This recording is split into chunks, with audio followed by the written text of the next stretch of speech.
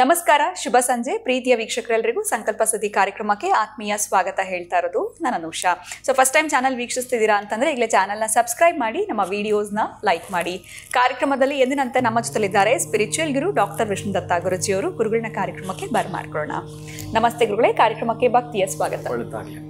So ಸಾಕಷ್ಟು apps ಎಲ್ಲವೂ ಕೂಡ ಇರೋದ್ರಿಂದ ಅಥವಾ ಕಾರ್ಯಕ್ರಮ ನೋಡ್ತಿರೋದ್ರಿಂದ ನಮ್ಮ ಬಗ್ಗೆ ತಿಳ್ಕೊಳ್ಬೇಕು ಅಥವಾ ನಮ್ಮ ಜಾತಕದಲ್ಲಿ ಯಾವ್ಯಾವ ಗ್ರಹಗಳು ಎಲ್ಲೆಲ್ಲಿದ್ದಾಗ ಏನೆಲ್ಲ ಫಲಗಳು ಸಿಗುತ್ತೆ ಇವೆಲ್ಲದ್ರ ಬಗ್ಗೆ ಸಾಕಷ್ಟು ಜನ ಆಲೋಚನೆಗಳು ಮಾಡ್ತಿರ್ತಾರೆ. ಇನ್ನು ವಿಶೇಷವಾಗಿ ಗುರು ಗ್ರಹದ ಬಗ್ಗೆ ನಾವು ಮಾತಾಡೋದಾದ್ರೆ, ನಮ್ಮ ಜಾತಕದಲ್ಲಿ ಲಗ್ನದಲ್ಲಿ ಗುರು ಇದ್ರೆ ಏನು ಫಲ ಇರುತ್ತೆ ಅಥವಾ ಇನ್ನು ಬೇರೆ ಮನೇಲಿ ಇದ್ದಾಗ ಯಾವ ರೀತಿ ಫಲಗಳಿರುತ್ತೆ, ಇದ್ರ ಬಗ್ಗೆ ಕೂಡ ನಾವು ತಿಳ್ಕೊಳ್ಬೋದಾ ಗುರುಗಳೇ? ಇದ್ರ ಬಗ್ಗೆ ತಿಳಿಸ್ಕೊಡಿ. ಓಂ ವಿಶ್ವಸ್ಮೈ ನಮಃ. ನನ್ನ ಪ್ರೀತಿಯ ಬಂಧುಗಳೇ, ಅದೇಮ್ಮ ಇದೊಂದು ವಿಜ್ಞಾನ. ಈ ವಿಜ್ಞಾನವನ್ನು ಎಣಿಕೆ ನೋಡುವಂಥದ್ದು ಬಹಳ ಇದೆ. ನೀವು ಕೇಳಿದಾಗೆ ಅವ್ರಿಗೆ ಸ್ವಲ್ಪ ಅರ್ಥ ಆಗಲಿಕ್ಕೆ ಆದರೂ ಸ್ವಲ್ಪ ತಿಳಿಸೋದೇ ಆದರೆ, ಪೂರ್ಣ ಪ್ರಮಾಣದಲ್ಲಿ ಒಂದು ಲಗ್ನವನ್ನೇ ಮಾತಾಡಬೇಕಾದ್ರೆ ಒಂದು ದಿನ ಮಾತಾಡೋವಂಥದ್ದು ಇರುತ್ತೆ, ಒಂದು ದಿನ ಮಾತಾಡೋಷ್ಟು ಸಬ್ಜೆಕ್ಟ್ ಇರುತ್ತೆ. ಅದು ವಿಜ್ಞಾನ.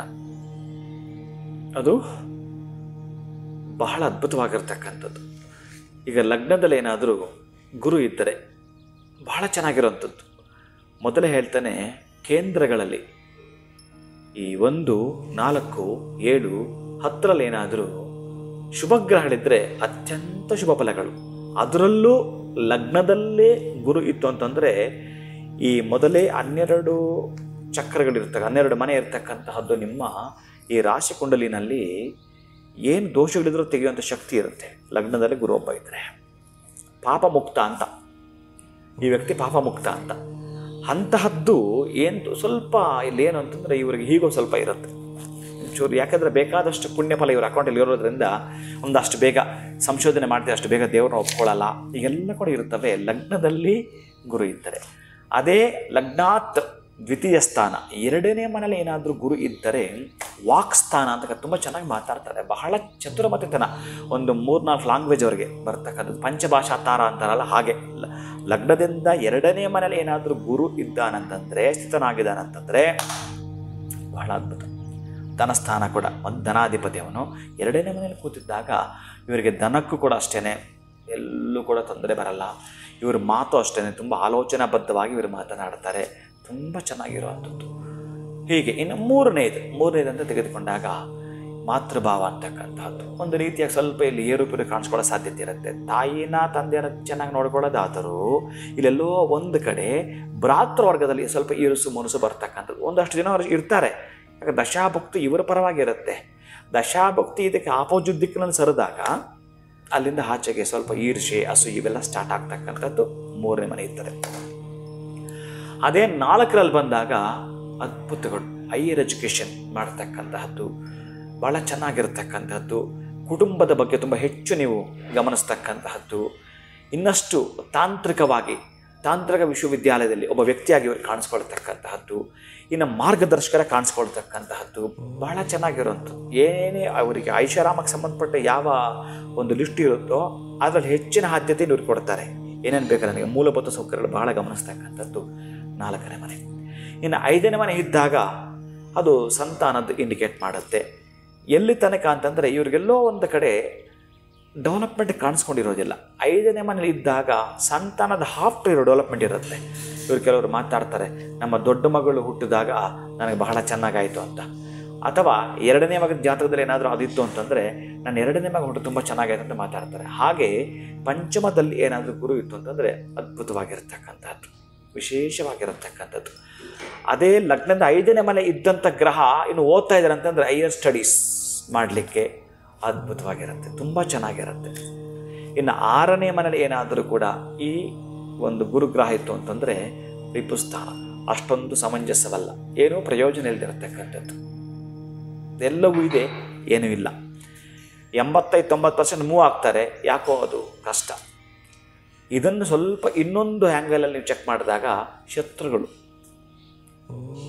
ನಿಧಾನಕ್ಕೆ ಗಮನಿಸಿದ್ರೆ ಅದೇ ಶತ್ರುಗಳಿಂದಲೇ ಮುಂದೆ ಒಳ್ಳೆಯದಾಗೋದು ಕೂಡ ಇರುತ್ತೆ.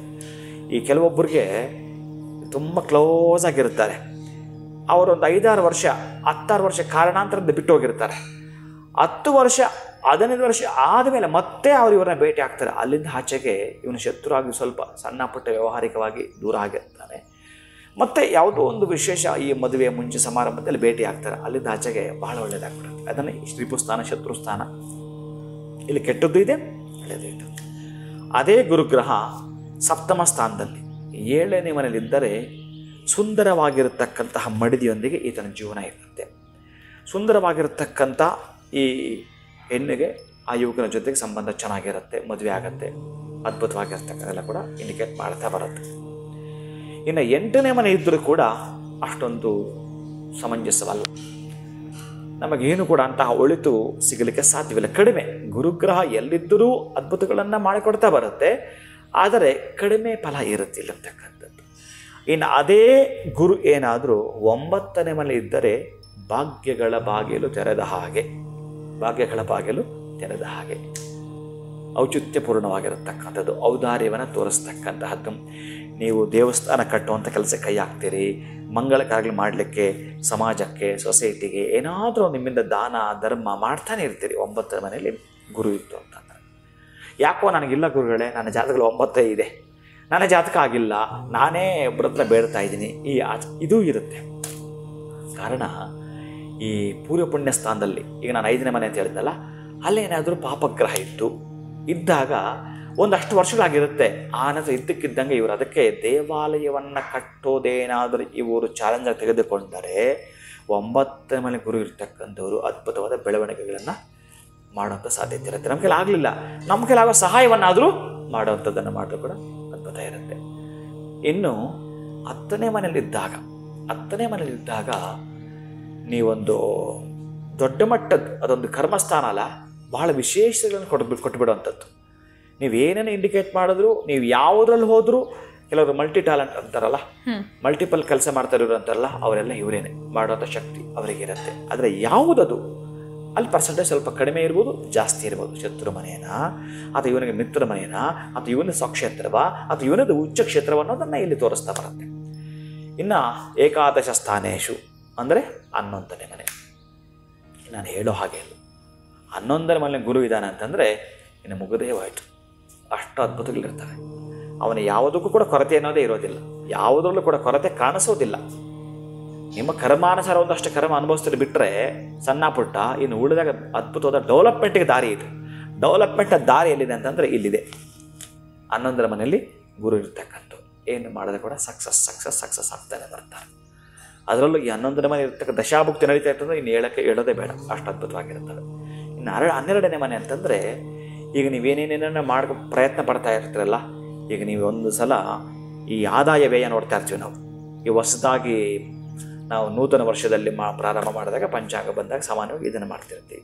ಹಾಗೆ ವ್ಯಯದಲ್ಲಿ ಏನಾದರೂ ಗುರು ಬರ್ತಾನೆ ಅಂತಂದರೆ ಅಧಿಕವಾಗಿರ್ತಕ್ಕಂಥ ಖರ್ಚು ವೆಚ್ಚಗಳಾಗ್ತಕ್ಕಂತಹದ್ದು, ರೋಗ ರುಜಿನಗಳಿಗೆ ನಾವು ಹಣ ಇಡುವಂಥದ್ದು, ಇದನ್ನೇ ತೋರಿಸ್ತಾ ಬರುತ್ತೆ. ಒಟ್ಟಾರೆಯಾಗಿ ವ್ಯಯ ನೀವೇನು ಮಾಡಿದ್ರು, ನಿಮ್ಮ ತಂದೆ ಪಾಪ ಅವ್ರ ತಂದೆ ಕೂಡಿಟ್ಟಿದ್ದ ಕಣಯ, ಅವ್ರ ತಾತ ಕೂಡಿಟ್ಟಿದ್ದ ಕಣಯ, ಇವನ್ನೆಲ್ಲ ನಾಶ ಮಾಡ್ತಾ ಇದ್ದಾನೆ, ನಷ್ಟ ಮಾಡ್ತಾ ಇದ್ದಾನೆ ಅನ್ನಲಿಕ್ಕೆ ಎಲ್ಲೋ ಒಂದು ಕಡೆ.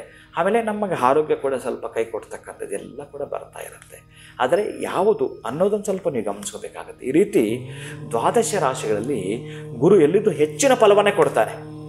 ಅದೇ ಕರ್ಮಾನುಸಾರ ಆ ಒಂದು ಟ್ರೀಟ್ಮೆಂಟ್ ಏನು ನಡಿಬೇಕೋ ಅದು ನಡೆದು ಆದಮೇಲೆ ಕಡಿಮೆ ಮಾಡ್ತಾ ನಿಮಗೆ ಬೇಕಾಗಿರ್ತಕ್ಕಂಥ ಫಲವನ್ನೇ ಅವ ಸೂಚಿಸ್ತಾನೆ. ಖಂಡಿತ ಗುರುಗಳೇ. ಸೊ ಎಲ್ಲೋ ಒಂದು ಕಡೆ ಜಾತಕವನ್ನು ಹಿಡ್ಕೊಂಡು ಕೂತಾಗ ನನಗೆ 1ನೇ ಮನೇಲಿದೆ, 4ನೇ ಮನೇಲಿದೆ, ಏನು ಫಲಗಳು ಅಂತ ಎಲ್ಲರೂ ಕೂಡ ಯೋಚನೆ ಮಾಡ್ತಿರ್ತಾರೆ. ನೀವು ಲಗ್ನದಿಂದ ಹಿಡಿದು 12ನೇ ಭಾವದವರೆಗೂ ಏನೆಲ್ಲ ಫಲಗಳಿರುತ್ತೆ, ಹೇಗಿರುತ್ತೆ ಅವ್ರಿಗೆ ಅನ್ನೋದ್ರ ಬಗ್ಗೆ ಸಂಪೂರ್ಣವಾಗಿ ತಿಳಿಸ್ಕೊಟ್ರಿ. ಧನ್ಯವಾದಗಳು ತಮಗೆ. ನಮಸ್ಕಾರ. ಹರೇ ಶ್ರೀನಿವಾಸ. ಇನ್ನು ನಿಮ್ಮ ಜಾತಕವನ್ನು ನೀವು ನೋಡ್ಕೊಳ್ತಿರ್ತೀರ. ಗುರುಗ್ರಹ ನಿಮ್ಮ ಜಾತಕದಲ್ಲಿ ಯಾವ ಮನೇಲಿದೆ, ಯಾವ ರೀತಿಯಾಗಿರುವಂಥ ಸಮಸ್ಯೆಗಳಾಗಿರ್ಬೋದು, ಒಳತನ್ನ ನೀವು ಜೀವನದಲ್ಲಿ ಕಾಣ್ತಿರ್ತೀರ ಅನ್ನೋದನ್ನ ನಿಮ್ಮ ಜಾತಕದಲ್ಲಿ ನೀವೇ ನೋಡ್ಕೊಳ್ಬಹುದು ಅಂತ ಹೇಳ್ತಾ ವಿಡಿಯೋನ ಮುಗಿಸುವಂತಹ ಸಮಯ ಆಗಿದೆ. ನಮಸ್ಕಾರ.